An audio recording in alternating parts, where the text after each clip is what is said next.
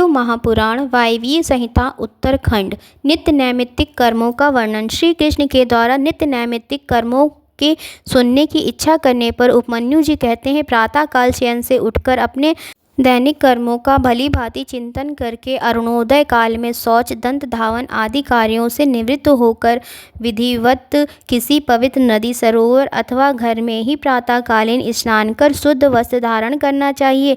यदि जल से स्नान करने में व्यक्ति असमर्थ हो तो भीगे हुए शुद्ध वस्त्र से अपने संपूर्ण शरीर को पोंछना चाहिए। भस्म स्नान अथवा मंत्र स्नान शिव मंत्र से करना चाहिए। इसके बाद महादेव का ध्यान करके सूर्य स्वरूप शिव को अर्घ्य प्रदान करना चाहिए। प्रातःकालीन संध्या से निमित्त होकर देवताओं, ऋषियों, पितरों एवं भूतों के निमित्त तर्पण विधि पूर्वक करके अर्घ्य प्रदान करना चाहिए।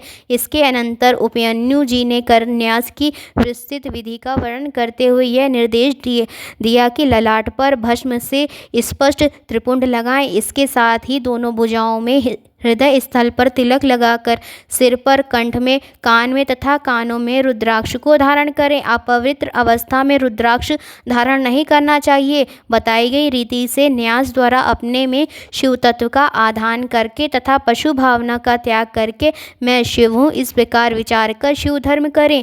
कर्म यज्ञ, तप यज्ञ, जप यज्ञ, ध्यान यज्ञ तथा ज्ञान यज्ञ, ये 5 प्रकार के यज्ञ कहे गए हैं। इन पांचों यज्ञों में ध्यान यज्ञ तथा ज्ञान यज्ञ की विशेष महिमा है। जिसने ध्यान तथा ज्ञान प्राप्त कर लिया उसने मानो भवसागर पार कर लिया। ज्ञान से ध्यान योग सिद्ध होता है और पुनः ध्यान से ज्ञान उपलब्धि होती है। इन दोनों से मुक्ति हो जाती है। अंतर्याग एवं मानसिक पूजा विधि का वर्णन।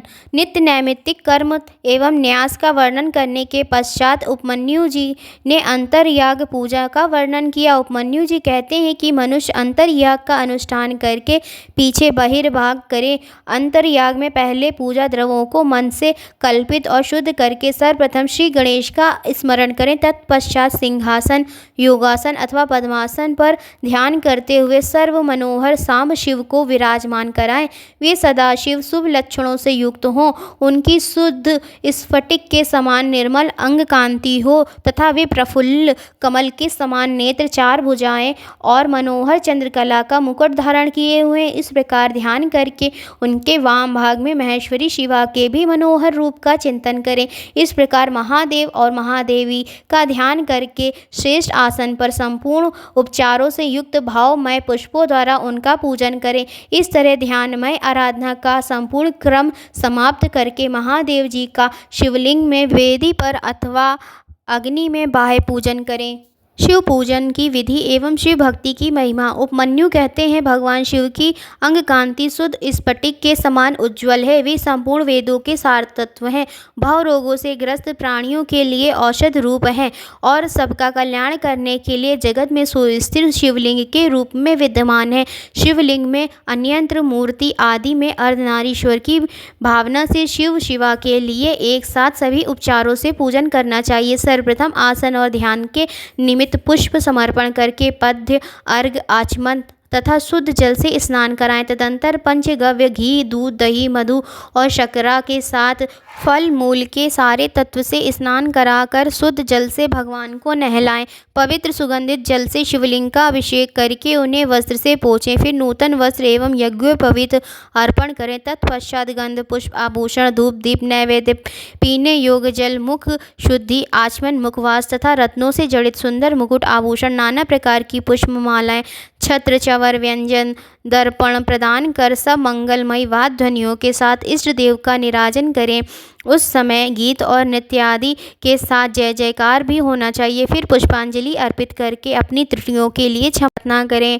तत्पश्चात देवता का विसर्जन करके अपने हृदय में प्रभु का चिंतन करें। उपमन्यु जी कहते हैं, हे कृष्ण, यह परम रहस्यमय तथ्य है कि परमेश्वर शिव की पूजा में भाव और भक्ति का ही महत्व है। शिव मंत्र का जप, ध्यान, होम, यज्ञ, तप, वेदाभ्यास, दान तथा स्वाध्याय, ये सब भक्ति भाव के लिए ही है। भाव रहित मनुष्य इन सब का अनुष्ठान करके भी मुक्त नहीं होता है। पाप के महासागर को पार करने के लिए भगवान शिव की भक्ति नौका के समान है। अंत्यज, अधम, मूर्ख अथवा पतित मनुष्य भी यदि भगवान शिव की शरण में चला जाए तो वह सबके लिए आदरणीय हो जाता है। अतः सर्वथा प्रयत्न करके भक्ति भाव से ही शिव का पूजन करें।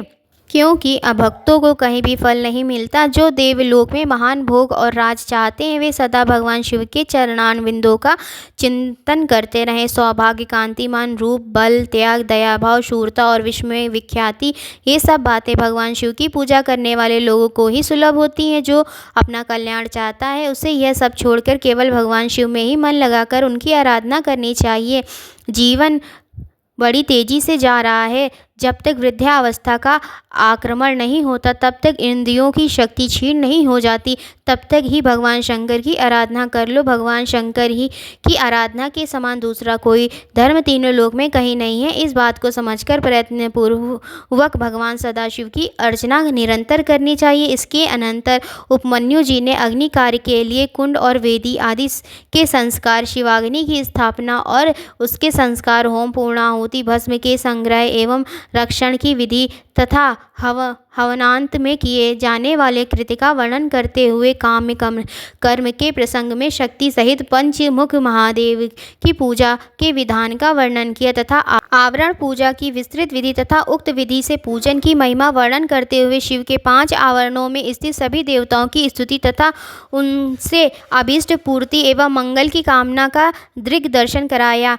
ऐहिक एवं पारलौकिक फल देने वाले कर्मों और उनकी विधि का वर्णन। इसके बाद उपमन्यु ने ऐहिक फल देने वाले अर्थात यही फल देने वाले कर्म तथा परलोक में फल देने वाले पूजन, जप, ध्यान, तप और दानमय महान कर्मों की विधि का वर्णन किया। इसके अनंतर श्री कृष्ण के यह पूछने पर कि महेश्वर की पूजा लिंग में क्यों होती है, शिवलिंग स्वरूप कैसे हुआ, उपमन्यु जी ने कहा, यह लिंग ही मूल प्रकृति है और यह चराचर जगत उसी से उत्पन्न हुआ है। शिव तथा शिवा का नित्य अधिष्ठान होने के कारण यह लिंग उनका स्थूल विग्रह कहा जाता है, अतः उसी में नित्य अम्बा सहित शिव जी की पूजा की जाती है। लिंग के आधार वेदी का साक्षात महादेवी पार्वती हैं और उस पर अधिष्ठित लिंग स्वयं महेश्वर है। उन दोनों के पूजन से ही शिव तथा पार्वती पूजित हो जाते हैं। वह देवी परमात्मा शिव की परम शक्ति हैं। वह शक्ति परमात्मा की आज्ञा को प्राप्त करके चराचर जगत की सृष्टि करती हैं।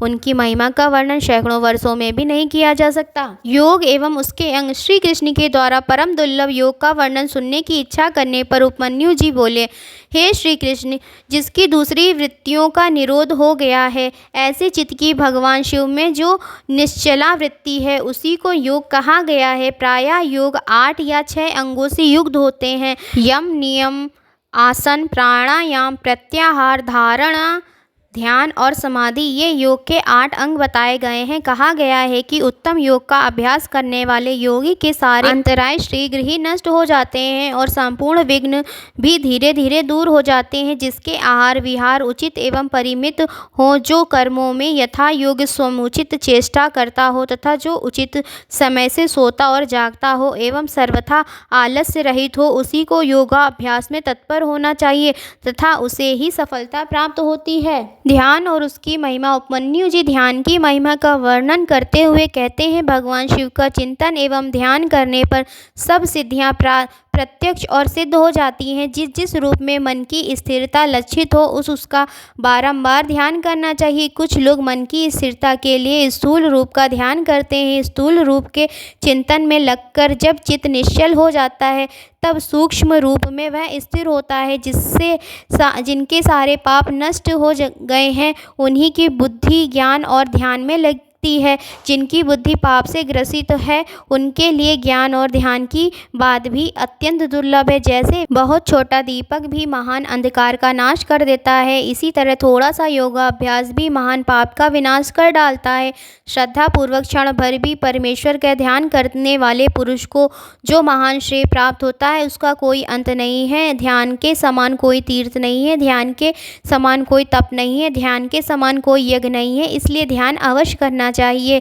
अपने आत्मा और एवं परमात्मा का बोध प्राप्त करने के कारण योगी जन आत्म तीर्थ में अवगाहन करते हैं, आत्मदेव के ही भजन में लगे रहते हैं। उन्हें ईश्वर के सूक्ष्म स्वरूप का प्रत्यक्ष दर्शन होता है। भगवान शंकर को अंतःकरण में ध्यान लगाने वाले भक्त ही अधिक प्रिय हैं, बाह्य उपचारों का आश्रय लेने वाले नहीं। वायुदेव का प्रस्थान, मुनियों का वाराणसी जाना और आकाश स्थित ज्योतिर्मय लिंग के दर्शन करना। सूत जी कहते हैं, उपमन्यु से श्री कृष्ण ने जो ज्ञान योग प्राप्त किया था तथा उन मुनियों को उनका उपदेश देकर आत्मदर्शी वायुदेव उसी समय सायंकाल आकाश में अंतर्ध्यान हो गए। तदनंतर प्रातःकाल नैमिषारण्य के समस्त तपस्वी मुनि सरस्वती नदी में अवभृत स्नान कर वाराणसी में पहुँचे। वहाँ उन्होंने आकाश में एक दिव्य और परम अद्भुत प्रकाशमान तेज देखा। कुछ ही क्षणों में वह तेज अदृश्य हो गया। इस महान आश्चर्य को देखकर वह महर्षि यह क्या है, यह जानने की इच्छा से ब्रह्म वन को चले गए। उसके जानने से पहले ही वायुदेव वहां जा पहुँचे और ब्रह्मा जी को ऋषियों के उस दीर्घकालिक यज्ञ की सारी बातें बताईं तथा अपने नगर को चले गए। इसके अनंतर वे सभी ऋषि ब्रह्मा जी के पास पहुँचे और उन्होंने अपनी सारी बातें उन्हें बताईं। आकाश में तेज पुंज के दिखाई देने की बात कही तथा कहा कि हम लोग उस तेज पुंज को ठीक ठीक जान न सके। मुनियों का यह कथन सुनकर विशिष्टा ब्रह्मा ने सिर हिलाकर गंभीर वाणी में कहा, महर्षियों, तुमने दीर्घकालिक सत्र द्वारा चिरकाल तक प्रभु की आराधना की है, इसलिए वे प्रसन्न होकर तुम लोगों पर कृपा कर रहे हैं। तुमने वाराणसी में आकाश में जो दीप्तिमान दिव्य तेज देखा था वह साक्षात ज्योतिर्मय लिंग ही था। उसे महेश्वर का उत्कृष्ट तेज समझो। तुम लोग मेरु पर्वत के दक्षिण शिखर पर जहाँ देवता रहते हैं जाओ। वहीं मेरे पुत्र सनत कुमार निवास करते हैं। वे वहाँ नंदी के आने की प्रतीक्षा में हैं। ब्रह्मा जी के इस प्रकार आदेश देकर भेजने पर वे मेरु पर्वत के दक्षिणवर्ती कुमार शिखर पर गए। मुनियों द्वारा सनत कुमार और नंदी के दर्शन। सूत जी कहते हैं, वहाँ मेरु पर्वत पर सागर के समान एक विशाल सरोवर है जिसका नाम स्कंदसर है। उसका जल अमृत के समान स्वादिष्ट, शीतल और स्वच्छ है। वहाँ शिष्ट पुरुष जल में स्नान करते देखे जाते हैं। सरोवर के किनारे पित्त तर्पण करने के उपरांत छोड़े हुए तिल, अक्षत, फूल तथा कुश आदि से युक्त वह सरोवर स्नान आदि धर्म कृत्यों के संपादनार्थ आए हुए द्विजों का मानो परिचय सा देता रहता है। इस सरोवर के उत्तम तट पर एक कल्पवृक्ष के नीचे हीरे की शिला से बनी हुई वेदी पर कोमल मृग चर्म बिछाकर सदा बाल रूपधारी सनत कुमार जी बैठे थे। नैमिषारण्य के मुनियों ने वहां सनत कुमार जी का दर्शन किया तथा सनत कुमार जी के पूछने पर उन मुनियों ने अपने आने का कारण बताया। उसी समय सूर्य के समान तेजस्वी एक विमान दृष्टिगोचर हुआ। वहाँ मृदंग, ढोल और वाणी की ध्वनि गूंज रही थी। उस विमान के मध्य भाग में दो चवरों के बीच चंद्रमा के समान उज्ज्वल मणिमय दंड वाले शुभ्र छत्र के नीचे दिव्य सिंहासन पर शिलाद पुत्र नंदी देवी सुयशा के साथ बैठे थे। उन्हें देखकर ऋषियों सहित ब्रह्मपुत्र सनत कुमार का मुख प्रसन्नता से खिल उठा। सनत कुमार जी ने देव नंदी को साष्टांग प्रणाम करके उनकी स्तुति की और मुनियों का परिचय देते हुए कहा कि यह 6 कुलों में उत्पन्न ऋषि हैं जो नैमिषारण्य में दीर्घकाल से सत्र का अनुष्ठान करते थे। ब्रह्मा जी के आदेश से आपका दर्शन करने के लिए यह लोग आपसे मिलने यहाँ आए हैं। ब्रह्मपुत्र सनत कुमार का यह कथन सुनकर नंदी ने दृष्टिपात मात्र से उन सबके पाशों को तत्काल काट डाला और ईश्वरीय शैव धर्म का ज्ञान योग का उपदेश देकर वे फिर महादेव जी के पास चले गए। सूत जी कहते हैं, सनत कुमार ने वह समस्त ज्ञान मेरे गुरु व्यास जी को दिया। पूजनीय व्यास जी ने मुझे संक्षेप में वह सब कुछ बताया और उस ज्ञान को मैंने संक्षेप में आप लोगों को बताया। अब मैं सफल मनोरथ होकर जा रहा हूँ। हम लोगों का सदा सब प्रकार से मंगल हो। सूत जी के आशीर्वाद देकर चले जाने और उस महायज्ञ के पूर्ण हो जाने पर वे सदाचारी मुनि काशी के निकट निवास करने लगे तथा पशुपाश से छूटने की इच्छा से उन सब ने पूर्णतया पशुपत व्रत का अनुष्ठान किया और वे महर्षि परमानंद को प्राप्त हो गए। शिव पुराण के पाठ एवं श्रवण की महिमा। व्यास जी कहते हैं, इस पुराण को बड़े आदर पूर्वक पढ़ना अथवा सुनना चाहिए। श्रद्धाहीन, श्रठ भक्ति से रहित तथा धर्मध्वजी पाखंडी को इसका उपदेश नहीं देना चाहिए। जो मनुष्य भक्ति परायण हो इसका श्रवण करेगा वह भी इहलोक में संपूर्ण भोगों को भोग कर अंत में मोक्ष प्राप्त कर लेगा।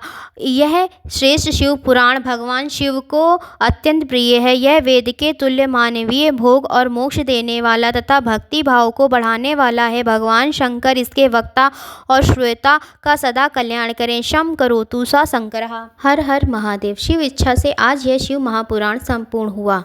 आशा करती हूँ आप सभी को यह वीडियो अवश्य ही पसंद आई होगी, तो प्लीज़ इसे लाइक करें, अपने दोस्तों के साथ इसे शेयर करें और हमारे इस चैनल को सब्सक्राइब अवश्य करें। भगवान शिव और माँ गौरा की कृपा आप पर सदैव बरसती रहे। हर हर महादेव।